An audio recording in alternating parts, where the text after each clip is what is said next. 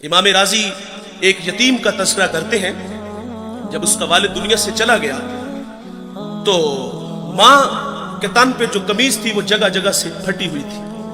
ماں سے کہتا ہے ماں اگر رخصت دو تو چچا سے آپ کے لیے قمیض نہ لے آؤں۔ ماں نے کہا بیٹے تو عرب کی روایت سے واقف نہیں، تیرا چچا تجھے قمیض نہیں دے گا، دھکے دے گا۔ بچپنے کی معصومیت تھی کہ محبت میں ماں سے الجھ بیٹھا، کہتا ہے ماں کیوں نہیں دے گا، میرے والد کا بھائی ہے، بہت سارے حق بنتے ہیں۔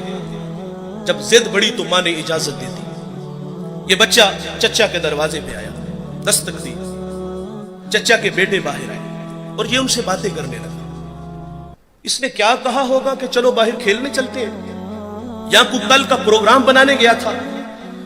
نہیں دوستو، وہ کیا کسی مفکر نے کہا تھا کہ غریب کی جوانی جنگل کا پھول اور سردیوں کی چاندنی یوں ہی بیکار جاتی ہے۔ غریب کو تو جوانی میں بال سنوارنے کا بھی موقع نہیں ملتا۔ یقیناً اس نے کہا ہوگا کہ تمہاری چچی کے تن پہ جو قمیض ہے وہ جگہ جگہ سے پھٹی ہوئی ہے اور میں سوالی بن کے تمہارے دروازے پر آیا ہوں۔ ابھی یہ باتیں ہو رہی تھی کہ چچا بھی آ گیا۔ چچا نے بھتیجے کو دیکھا تو کیا پچھلا بھائی یاد آ گیا؟ نہیں۔ کیا آنکھیں نمناک ہوئی؟ نہیں۔ کیا دل میں کوئی گداز اترا؟ نہیں دوستو۔ کیا شفقت کے لیے اس نے بازو پھیلائے؟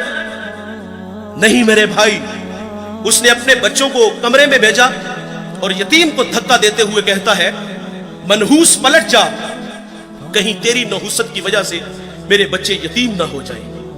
آپ گینا دل ٹوٹ گیا، آنکھوں سے آنسو بہ نکلے۔ آقا فرماتے جب یتیم روتا ہے تو اللہ کا عرش بھی کانپ اٹھتا ہے۔ یہ دکھتا ہوا دل لے کے واپس پلٹا، سرے راہ حضور کے غلام سے ملاقات ہوئی۔ اس نے کہا بچے کیوں رو رہے ہو؟ کسی نے مارا؟ کسی نے دل دکھایا؟ کہا ہاں، مجھے عرب کی تلخ ہواؤں نے رلا دیا، میں یتیم ہوں، دھکے کھا کے آیا ہوں۔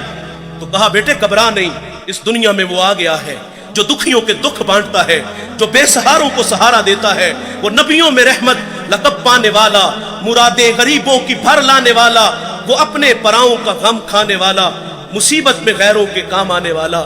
کہا میرے نبی محمد دنیا میں جلوہ گر ہو چکے ہیں، اس وقت حرم میں بیٹھے ہیں، جاؤ جو مانگو گے وہ عطا کریں گے۔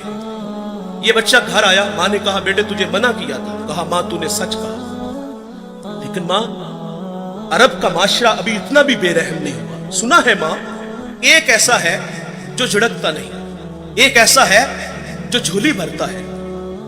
ماں کہتی بیٹے وہ کون ہے؟ اس نے کہا زمانہ اس کو محمد صلی اللہ علیہ وسلم کے نام سے جانتا ہے۔ جب حضور کا نام سنا تو ماں چونک سی جاتی ہے۔ کہا بیٹے نہیں جانے دوں گی۔ کہا ماں کیوں نہیں جانے دو گی؟ تو والدہ کہتی سنا ہے جو اس سے ملتا ہے وہ اپنی باتیں بھول جاتا ہے اور اس کے دین دھرم کو قبول کرتا ہے۔ اس نے کہا ماں میں نے قمیض لینی ہے، دے دیں گے ٹھیک، نہیں تو لوٹ آؤں گا۔ یہ بچہ حضور کی خدمت میں حاضر ہوا۔ اس پہ کچھ تقاضے بنتے تھے، مانگنے کے کچھ آداب ہوتے ہیں نا۔ سائل ہمارے دروازوں پر بھی آتے ہیں اور کیا کچھ نہیں ہمیں کہتے، سیٹھ صاحب، شیخ صاحب، مولانا صاحب، کاروبار کے لیے دعائیں، بچوں کو دعائیں، پھر مٹھی آٹا یا 2 آنے ملتے ہیں۔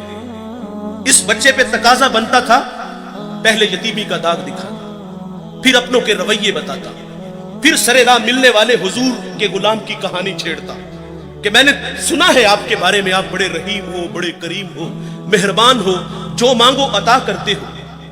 اتنا تو حق بنتا تھا، لیکن دوستو اس بچے نے کوئی ایسی بات نہیں کی۔ اس نے آ کے کہا جناب والا میں نے آپ کے دین کو قبول نہیں کرنا، میں آپ سے ایک قمیض لینے آیا ہوں، میری ماں کے تن پہ جو قمیض ہے وہ جگہ جگہ سے پھٹی ہوئی ہے۔